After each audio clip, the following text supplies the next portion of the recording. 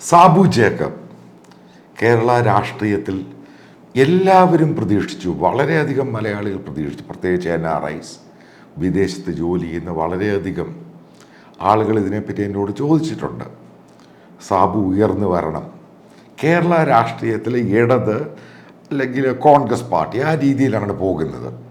അപ്പം അവർക്ക് നടുക്ക് സെൻട്രിസ്റ്റായിട്ട് സാബു ജേക്കബിൻ്റെ രാഷ്ട്രീയം കേരളത്തിൽ വലിയ മാറ്റമുണ്ടാക്കും എന്ന് പ്രതീക്ഷിച്ച മലയാളികളുടെ എണ്ണം ബഹുഭൂരിപക്ഷമാണ്.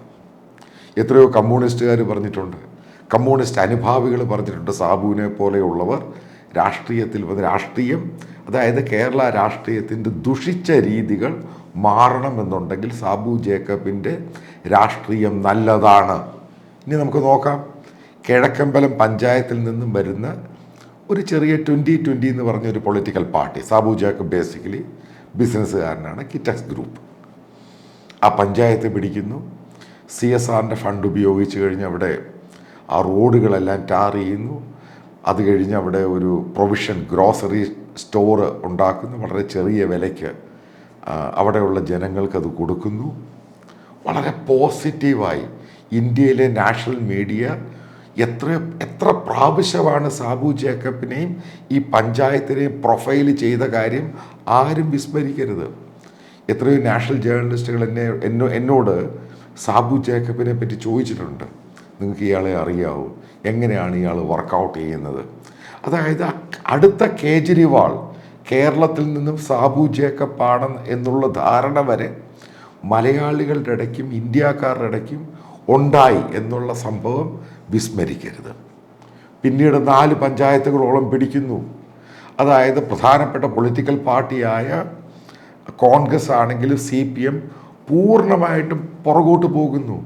പ്രതിപക്ഷം പോലും ഇല്ലാതെയാണ് പിന്നീട് ഈ 4 പഞ്ചായത്തുകളിൽ സാബു ജേക്കബിൻ്റെ 2020 അധികാരത്തിൽ വരുന്നത്, മറക്കരുത്. പക്ഷേ ഇന്ന് സാബു ജേക്കബ് അവിടെ പോയി. അപ്പോൾ സാബു ജേക്കബുമായിട്ട് ബന്ധപ്പെട്ട വീഡിയോ ആണെങ്കിൽ അദ്ദേഹവുമായിട്ടുള്ള ഇൻ്റർവ്യൂവിലും ഞാൻ പല ആവർത്തി സാബുവിനോട് ചോദിച്ചിട്ടുണ്ട്, പറഞ്ഞിട്ടുണ്ട്, സാബുവിന് രാഷ്ട്രീയം പഠിക്കണം. രാഷ്ട്രീയം എന്ന് പറയുന്നൊരു കോർപ്പറേറ്റ് ബിസിനസ് അല്ല. നിങ്ങൾ പണം എത്ര കൊടുത്ത് ആൾക്കാരെ സൃഷ്ടിച്ച് അതിനെ വോട്ടായിട്ട് കൺവേർട്ട് ചെയ്യുമ്പോഴും അത് രാഷ്ട്രീയമല്ല, അത് സസ്റ്റെയിൻ ചെയ്തു പോകാൻ പാടാണ്. നിങ്ങൾക്ക് ഒരു പഞ്ചായത്ത് പണം കൊടുത്ത് മാനേജ് ചെയ്യാൻ പറ്റും, 4 പഞ്ചായത്ത് ചിലപ്പോൾ മാനേജ് ചെയ്യാൻ പറ്റും.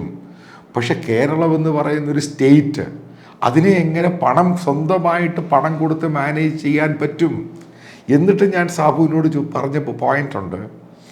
അതായത് ബെന്നി ബെഹനാൻ എന്ന് പറയുന്നത് കോൺഗ്രസ് പാർട്ടിയുടെ ഇൻഡിവിജ്വലായിട്ടുള്ള ഒരു രാഷ്ട്രീയക്കാരനാണ്. ശ്രീനിജൻ എന്ന് പറഞ്ഞ CPMലോട്ട് പാർട്ടി മാറി അതിൻ്റെ MLA ആയ ഇൻഡിവിജ്വലായ രാഷ്ട്രീയക്കാരനാണ്. ഇവർ രണ്ടുപേരും ഇൻഡിവിജ്വൽസാണ്, രണ്ട് പൊളിറ്റിക്കൽ പാർട്ടിയിൽ വിശ്വസിക്കുന്നു.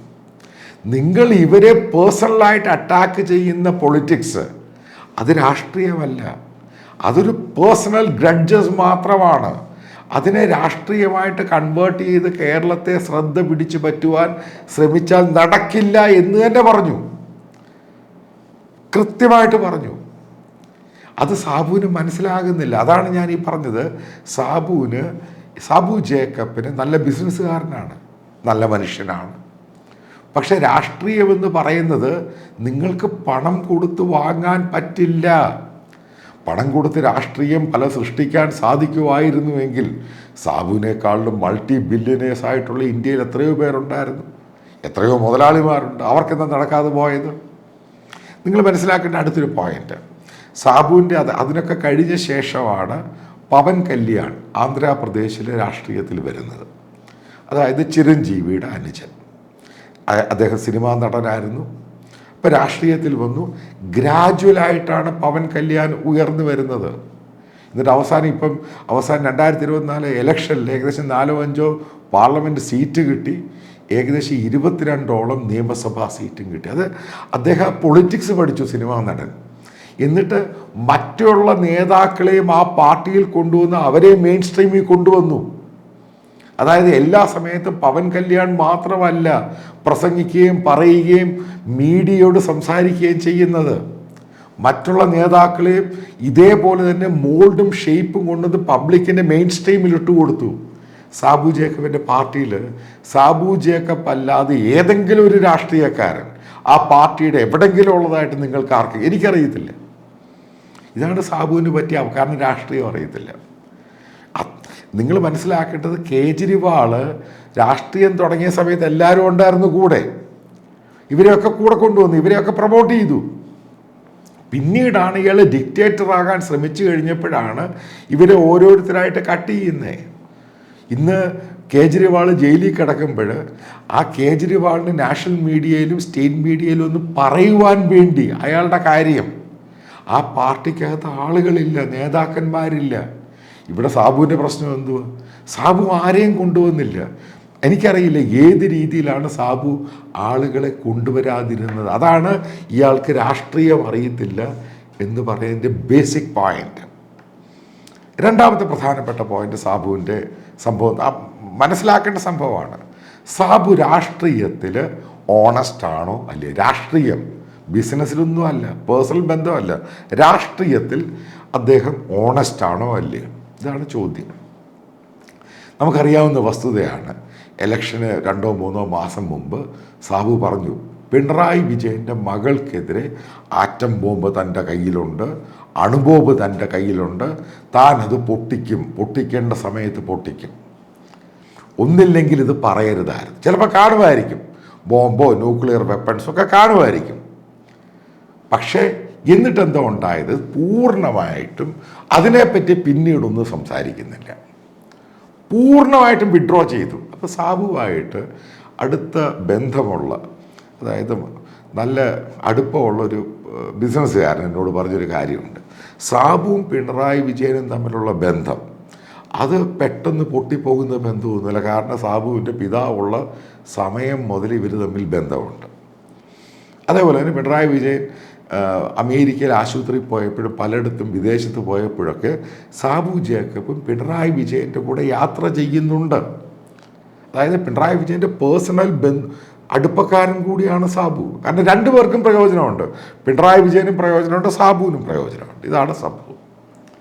അപ്പോൾ ഇതിൻ്റെ ഒലച്ചിലുണ്ടായിട്ടുണ്ട്. ഇവർ ഈ പറയുന്ന പോലെ വലിയ പ്രശ്നമൊന്നുമില്ല, ഇവരും ഇപ്പോഴും അടുപ്പക്കാർ തന്നെയാണ്.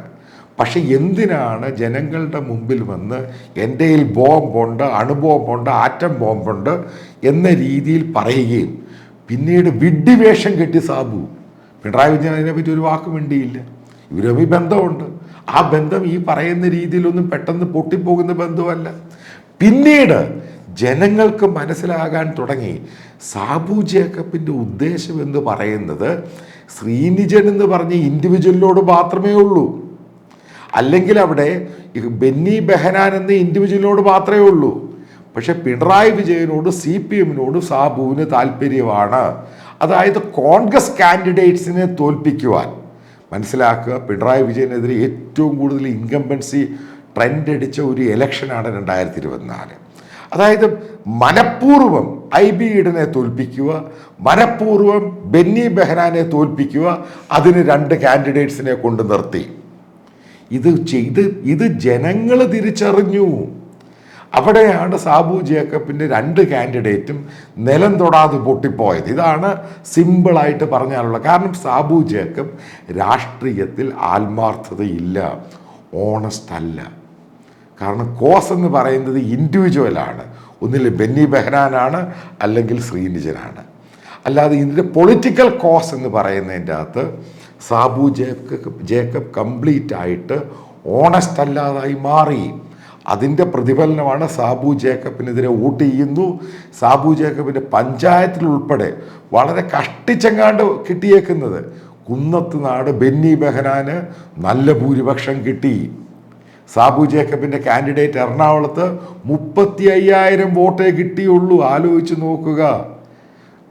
ചാലക്കുടിയിൽ സാബു ജേക്കബിൻ്റെ കാൻഡിഡേറ്റിന് ആകെ കിട്ടിയേക്കുന്ന 1,00,000 ചെല്ലുവാനും വോട്ട്.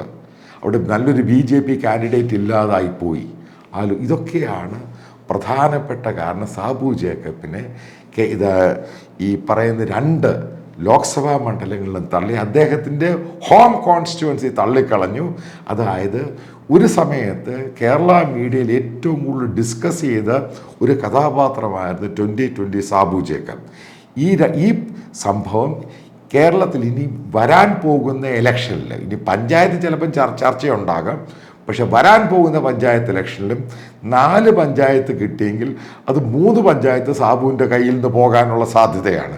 അതായത് വീണ്ടും പറഞ്ഞു വരുന്നത്, ഈ പാർലമെൻറ്റ് ഇലക്ഷനുമായിട്ട് ബന്ധപ്പെട്ട് മറ്റൊരു സാബുവിൻ്റെ കൂടുള്ള രാഷ്ട്രീയക്കാരൻ പറഞ്ഞത്, ഏകദേശം 1000 പേരോളം ഈ പേരെയാണ് ഈ ഇലക്ഷനുമായിട്ട് ബന്ധപ്പെട്ട് സാബു ഓരോ വർക്കും ഏൽപ്പിച്ചിരുന്നത്. രാവിലെ പോകുന്നു, അവർക്ക് ഏകദേശം 600 രൂപ കൊടുക്കുന്നു, ഒരു ബിരിയാണി കൊടുക്കുന്നു, പിന്നെ മറ്റുള്ള കാര്യങ്ങൾ. ഏകദേശം ഒരാൾക്ക് ഒരു മാസം വെച്ച് 1500 രൂപ വെച്ചാണ് സാബു സ്പെൻഡ് ചെയ്തെന്നാണ് പറയുന്നത്.